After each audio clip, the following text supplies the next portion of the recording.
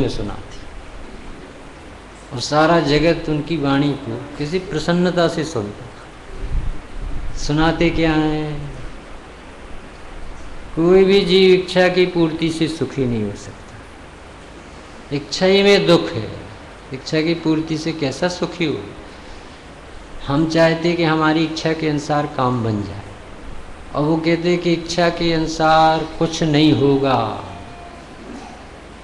और भगवान की वाणी सब सुनते हैं मानो सरदारों के मोहल्ले में नाई की दुकान। यानी किसे सुनाते हैं? मोहियों को। और कैसी बात सुनाते हैं? मोह के नाश करने। मोक्ष मार्ग प्रकाशक है ना, मोक्ष यानी पूर्ण निराकुल दशा। तो आकुलता किस बात की है? कि मोह की आकुलता, ना समझी की आकुलता, ज्ञानता की आकुलता। जीव भ्रम से दुखी। और भ्रम कैसे टूटे? तत्वाभ्यास के अलावा और कोई मेडिसिन नहीं, कोई औषधि नहीं। तो कहते जैन धर्म में क्या माना है कि सबसे पहले बड़ा पाप छूटता है। जगत में कैसे छोटे छोटे काम पहले कर, यहाँ क्या करते हैं कि सबसे बड़ा काम पहले। तो बड़ा पाप छुड़ाया जाता है, फिर छोटे पाप छुड़ाते हैं। कौन सा है बड़ा पाप? तो बताया कि मिथ्यात को सप्त व्यसनादिक से भी बड़ा पाप जानकर पहले छुड़ाया। किसे छुड़ाया है? मिथ्यात को। मिथ्यात यानी मिथ्या दर्शन, मिथ्या ज्ञान, मिथ्या आचरण, मिथ्यापना, विपरीतपना। सबसे बड़ा पाप। पाप कितने होते? 5। हिंसा, झूठ, चोरी, कुशील और परिग्रह। परंतु पाप का बाप कौन? कि जिसके अधीन होकर ये सारे पाप हो। तुम अपने को देह स्वरूप मानो, फिर एक पाप छोड़ के बता दो। पर आप अपने को आत्मा मानो, फिर एक पाप करके बता दो। सारे पापों की जड़ है आत्मा नहीं जानना। आत्मा नहीं मानोगे अपनी तो शरीर को अपना मानोगे, और सब शरीर को अपना मानोगे तो विश्व में ऐसा कोई पाप नहीं है जो तुमसे ना हो, भले तुम्हें पता ना चलता। पर अभिप्राय में सारे पाप बैठे रहते। जिस द्रव्यलिंगी ने 5 पाप को छोड़ा है उसे शास्त्र में लिखा है कि ते यतोद्यापि पापा, वो आज भी पापी। किस बात से पापी? पाप तो छोड़ दिए, तो पाप छोड़ दिए हैं, छूटे नहीं। ये जो पाप करने का अभिप्राय नहीं छूटा तो सारे पाप हो। तो इस तरह से सब पापों की जड़ सप्त व्यसनादिक से भी बड़ा पाप। सप्त व्यसन तो सारे जगत को सामने दिखते, समझ करके छोड़ भी सकता है। दुनिया निंदा कर सकती है। हिंसा, झूठ, चोरी, कुशील, परिग्रह, ये सब कोई भी मतांतरों में इसको जगह नहीं, कोई भी अच्छा नहीं मानता। तो इसे तो कोई पाप जान के छोड़ भी दे, परंतु मैं अपने को राजेंद्र मानता हूँ, ये आपको कैसे मानूं? और ये कैसे छूटेगा? पाप छोड़ जाने से शरीर में या अहम बुद्धि छूट जाएगी। सबको कहेंगे कि आत्मा भगवान है और लगेगा कि मैं प्रवचन करता हूँ। 6 महीने, साल, 10 साल सुनते रहते हैं और फिर भी आत्मा में देह की अपने पने की बुद्धि ज्यों की तो 50 साल हो गए और ज्यों की देह में अहम बुद्धि। कितना कैसा पाप हो गए? बिना आत्मानुभव के छूटते ही नहीं। फिर समझना पड़ेगा कि किस तरह से आचार्य भगवान हमें देह से, कर्म से, राग से भेद विज्ञान कराते हुए और स्वभाव दिखाते हैं। कर्तृत्व, भोक्तत्व बुद्धि, विषय में सुख बुद्धि छुड़ाते हैं। अभी तो इस तरफ लिखा कि पाप के फल से तो जो डरते हैं, अपने आत्मा को दुख समुद्र में नहीं डुबाना चाहते, वे जीव इस मिथ्यात्व को अवश्य छोड़ो। किसे छोड़ो? मिथ्यात्व को छोड़ो। निंदा प्रशंसादिक के विचार से शिथिल होना योग्य नहीं। कोई निंदा करता है, निंदा करो, स्तुति करता है, स्तुति करो। लक्ष्मी आओ जाओ, जहाँ तहाँ जाओ, मरण अभी हो जाए, युगांतर में हो जाए, परंतु नीति में निपुण पुरुष न्याय मार्ग से एक डग भी चलायमान नहीं होता। क्या कह रहे हैं कि मौत भी हो जाए तो तुम मरण को प्राप्त हो जाओ तो हो जाओ। अर्थात अहि कथम अपि मृत्वा तत्व कौतूहलीसन, मर पच करके भी, यानी पूरी ताकत लगा दो। काय के लिए? तत्व समझने के लिए, स्वरूप समझने के लिए, आत्मानुभव के लिए, सुख बुद्धि छोड़ने के लिए विषयों के प्रति जो हो गई है, रोम रोम में कैसी जगह ले रखी। कैंसर से भी भयानक कोई पाप है तो विपरीतता है। तत्व की विपरीतता कैसे छूटे? अरे जीव को भीतर से भाव आना चाहिए कि मुझे सिर्फ आत्मा जानना है। कैसे जानना है? इसके लिए हमारा हृदय रोम रोम ऐसा सोचे विचारे, रात रात नींद ना आए। बस एक ही प्रश्न उठे, किसी तरह से मुझे चैतन्य का, चित्त का, चित्त स्वभाव का परिचय हो जाए, मेरी बुद्धि देह बुद्धि छूट जाए। मुझे विषयों में सुख क्यों लगता है? ये जो भोगों में नाम मात्र का सुख नहीं है, मैं ऐसे सेवन नहीं कर सकता हूँ, पर मुझे तो भाषित वही होता। मोह रूप मृग तृष्णा जग में मिथ्या जल चमके, मृग चेतन नित्य भ्रम में उठ उठ दौड़े थक थक के, जल नहीं पावे प्राण गमावे, भटक भटक मरता वस्तु पराई, माने अपनी भेद नहीं करता। तू चेतन यह देह अचेतन, यह जड़ तू ज्ञानी, मिले अनादि यतन ते बिछुड़े, ज्यों पय रूपानी। रूप हमारा सब सोन्यारा, क्या करना है? भेद ज्ञान करना। जब लो पौरुष थके न तोलो, उद्यम सो चरना। पुरुषार्थ से ही मोक्ष की प्राप्ति होती। क्या है पुरुषार्थ?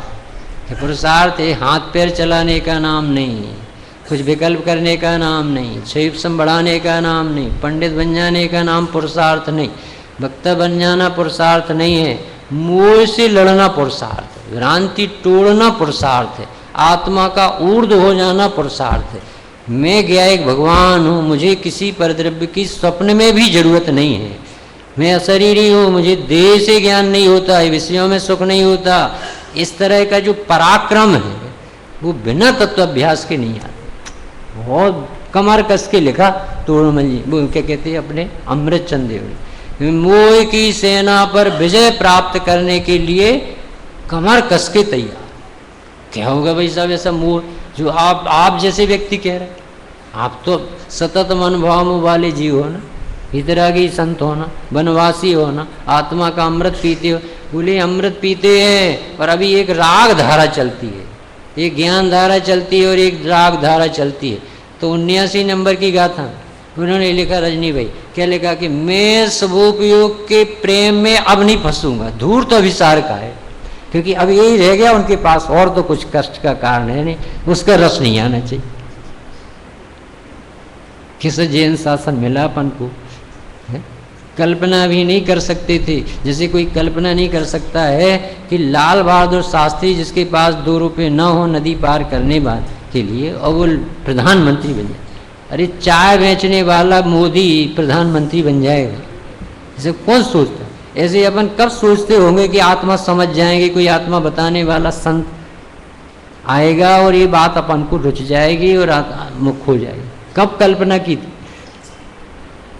होनहार अच्छी है अपने, कहाँ से पता चला होनहार अच्छी है? भली होनहार है जिसकी, उसे कैसे विचार आने लगते हैं, मैं कौन हूँ, मेरा स्वरूप क्या है। ये जो परिणति हो रही है सुबह से शाम तक, विषय लुब्धता होती है, इसका फल क्या भोगना पड़ेगा, हम कहाँ चले जाएंगे? इस चरित्र कैसे बन रहा है और ये जो परिणाम हो रहे हैं इनका कौन फल भोगेगा, क्या होगा, ऐसा जिसके चित्त में आने लगा। इसको भली होनहार लिखा, जिसे विचार नहीं आते उसे स्वाध्याय करके लाना चाहिए। शिविर में आना उद्देश्य नहीं होना चाहिए, आत्मा में जाना उद्देश्य होना चाहिए। हमें स्वरूप समझना है, हमारी भ्रांति टूट जाए। अपने से बातें करो कि आप अपने को आत्मा नहीं मानते, इतना दिन हो गया, 50 वर्ष हो गए, अभी आंख बंद हो जाने वाली, हम कहाँ पहुँच जाएं? दौलत राम जी ने भजन लिखा, जिया तुम चालो अपने देश, शिवपुर है थारो शुभ थान, जिया तुम चालो अपने देश। राजकुमार नाली में पड़ा हो तो सज्जन व्यक्ति ही कहेंगे कहाँ डले हुई है, चलो अपने घर चलो। ऐसे हमारे संत भगवंत बीतरागी भी महाउपकारी जीव कहते हैं कि हे जीव कहाँ पड़े हो, तुम क्या कर रहे हो जी। ऐसे एक एक दिन निकलता जा रहा, एक एक समय कीमती, एक समय में अनंत आनंद भोगते अनंत भगवान, और एक आंख की पलक बंद होने में असंख्यात समय हो जाते, तो असंख्यात बार आनंद आ चुका और अपने असंख्यातों समय मट्टी में चले जाते। यहाँ वहाँ की निंदा में, दूष में, कर्तृत्व में, भोग तत्व में, प्लानिंग में, कल्पनाओं में, भ्रम में, सपने में, न जाने किस किस रूप में हम जीते रहते हैं। आस्क योर सेल्फ, अपनी सी बात करो तो रोना आ जाएगा कि हम जिस पर्याय की सबसे ज़्यादा कीमत गिनाई, उस पर्याय को अपन किस प्रकार से दांव में लगा देते, किसी मट्टी में मिला देते। यदि अवसर चूका तो भव भव पछताएगा, फिर काल अनंत अरे दुख का घन छाएगा, नर भव भी कठिन महा किस गति में जाएगा, नर भव भी पाया तो जिन श्रुत नहीं पाएगा, अनगिनती जन्मों में अनगिनती कल्पों में, जिया कब तक उलझेगा संसार विजल्पों में। 233 पेज निकाले, अपन मोक्ष का चिन्ह पढ़ेंगे तोड़मल जी से कि हम मोक्ष मार्ग प्रकाशक तो पढ़ रहे, पर हमें ये तो पता ही नहीं कि मोक्ष किसे क्या। पंडित साहब किसे मोक्ष बताते थे, किसी भ्रम है तो वो टूट जाएंगे, नहीं है तो पोषण। 233 पेज, मोक्ष तत्व का अन्यथा सब तथा सिद्ध होना उसे मोक्ष मानता है। सुनना जरा, सब अपने कलेजे पे हाथ रख के देखना, पंडित जी जो कह रहे हैं वो सब सही निकलेगा और फिर वो पंडित जी कहें सब गलत, क्योंकि पंडितों के पंडित थे, मनोवैज्ञानिक चिकित्सक थे। उसे बता रहे 7वां अध्याय, जो जीव जैनी है, जिन आज्ञा को मानता है, तथापि जिसके जीवन से अभी विपरीत अभिनिवेश नहीं छूटता है, स्वाध्यायी है, सदाचारी है, ऐसे जीव लिए इसमें, कुगुरु कुदेव कुधर्म को नहीं मानता है, उस चक्कर से तो निकल आया है, सच्चे देवदास गुरु की शरण में आ गया है, मोक्ष ही चाहता है, पर मोक्ष ही नहीं जानता किसे कहते, और मोक्ष चाहता, कैसे चाहता होगा सोचो। तो सुनो, सिद्ध होना मोक्ष है कि नहीं, ये कह रहे, बताओ। सब लोग सिद्ध होना मोक्ष मानते ही नहीं। पंडित साहब कहते तू बिल्कुल नहीं जानता। आगे, जहाँ जन्म मरण रोग क्लेश आदि दुख दूर हो उसे मोक्ष तत्व कहते हैं कि नहीं, तो अपन कहेंगे बराबर, जन्म नहीं होता, मरण नहीं होता, 18 दोष से रहत होते, कि बिल्कुल गलत है। अरे आगम में साहब लिखा है और हमारा आप क्या बात करते हैं, आगम पढ़ के बोल। हाँ, हम भी तो कह रहे हैं कि हम जैनियों को पढ़ा रहे हैं, जिनके जन्म मरण आदि 18 दोष नहीं होते, ऐसे हमारे अनंत होते। हमने पढ़ा है, रत्नकंठ सौकाचार पढ़ा। अभी पंडित साहब कहते हमें तुम्हारे दाढ़ी में तिनका जो दिखता है ना, इसमें चोर की बदबू आती, जानकारी होती कि तुम कहाँ छिपे। यानी कितना सूक्ष्म जैन शासन है, भीतरागी शासन है, कहाँ ले जाना चाहता है। सिद्ध होना मोक्ष मानता है, जन्म मरण रोग क्लेश आदि दुख दूर हो गए, मोक्ष मानता है। अनंत ज्ञान हो गया, मजा आ गया, दुनिया दिखेगी, लोकालोक को जानते हैं। बताओ ये कौन सा गड़बड़ कहा हमने, आप ही नहीं बताया। सकल द्रव्य के गुण अनंत पर्याय अनंता जाने एक ही काल प्रगटे केवल। बताओ क्या गलती पढ़ रहे हैं हम। आप हमें पढ़ाओ तो ठीक है, और हम पढ़ें तो गलत है। मम्मी पानी में दूध में पानी मिला के बच्चे को पिलाए सो ईमानदार, और दूध बेचने वाला दूध में पानी मिलाए सो बेईमान। एक को छूट है, पंडित जी जो गए सो सही, और हम लोग जो सोचे सो गलत। भैया तुम सोचते तो, परंतु तुम्हारे सोचने से वितरागता नहीं निकलती। हमें तो दुख इस बात का, तुम्हारे तो नए नए रोग खड़े होते। तुम पढ़ते तो हो, हम काम मना करते। जैसे सुनना भैया, सिद्ध होने को मोक्ष कौन नहीं मानेगा, जन्म मरण रोग कौन नहीं चाहेगा दूर होना, और फिर अनंत ज्ञान हो जाए, मजा आ जाएगा। दुनियादारी अपन को यहीं बैठे बैठे दिखेगी, न मोबाइल में उंगली घुमाना पड़ेगी, यहीं सब दिखेगा। चौथा, 3 लोग के 100 इंद्र भगवान को पूछते हैं कि नहीं बताओ नरजी भाई क्या गलती पड़ रहा है, आप ही नहीं बताई। सत इंद्र वंदना करते भगवान, और हम कह रहे तो आप कह रहे बिल्कुल तू अभी मोक्ष जानते ही नहीं, निकल जाए यहाँ से। ऐसा नहीं कहेंगे, ये समझ। त्रिलोक पूज्य बना हुआ है इत्यादि रूप से मोक्ष तत्व की, अनंत सिद्धि की, साध तत्व की, कृत तत्व की, भगवान की महिमा जानता है। सुनो अब पंडित साहब बता रहे, अब पंडित जी मिले इसके बाद। सो सर्व जीवों को दुख दूर करने की ही तो इच्छा रहती है। और तूने कहा कि मुझे जन्म मरण नहीं होगा, तो तेरी मानसिकता में और इन लौकिक जनों की मानसिकता में तो हमें कोई अंतर नहीं। सब जीव जन्म से डरते हैं, मरण से डरते हैं। भले जन्मदिन मनाएं, भले 9 महीने की याद तो है नहीं कि कितना कष्ट है। नारकियों से ज्यादा कष्ट लिखा गर्भ का, और सब भूल जाते। अपन को किसी को याद रहता है? उस पीरियड को कोई बखान नहीं सकता, कौन बताए? तो दुख दूर करने की एक, ज्ञेय को जानने की इच्छा बताओ किसे नहीं रहती। और तुमने केवल ज्ञानी को किस में याद किया कि भगवान सब जानते। पूज होने की, सारे लोग पुजवाना चाहते, अपने को बड़ा कहलवाना चाहते। पंडित साहब जय जैन जय जैन, तो फूला फूला फिरे जगत में, ऐसा मानता है जैसे सचमुच में हम ज्ञानी धर्म।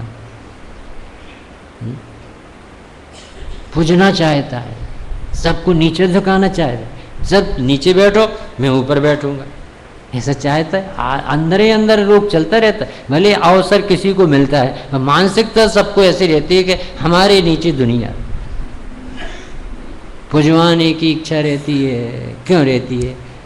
पूजे तू, तुझे पता नहीं है कि पूजा कैसे होनी चाहिए। अभी दूसरों से पुजवाना चाहता, तत्व ज्ञान होने पर लगेगा कि सारा जगत पूजे तो मैं सुखी नहीं हो सकता। मेरी परिणतियां मेरी पूजा करे तो मैं सुखी होऊंगा। मेरा दर्शन ज्ञान चारित्र मुझे अभिनंदन करे तब मैं सुखी होऊंगा। तो पूज्य होने की इच्छा है। यदि इन्हीं के अर्थ मोक्ष की इच्छा की, तो तेरी मानसिकता अन्य जीवों की मानसिकता यानी श्रद्धान में हमें तो कोई अंतर समझ में नहीं है।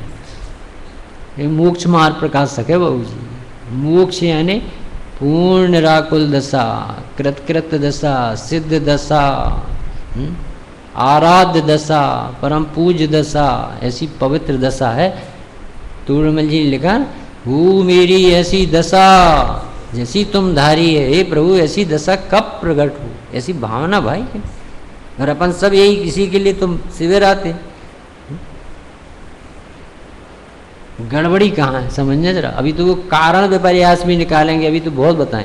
अभी प्रारंभ यहाँ से क्या है कि तू सिद्ध होने को मोक्ष मानता है, पहली भूल ही निकाल। सिद्ध होना किसे कहता है कि सिद्ध से लापे जाना मोक्ष है। तो वो कहते हैं कि सिद्ध से लापे तो निगोदिया भी रहते हैं, सिद्ध से लापे तो छह तरफ रहते हैं। कोई पर द्रव्य पर क्षेत्र में तुझे सुख नहीं मिलेगा। यहाँ से शिखर जी में भी रहने लगे तो सुखी नहीं होगा।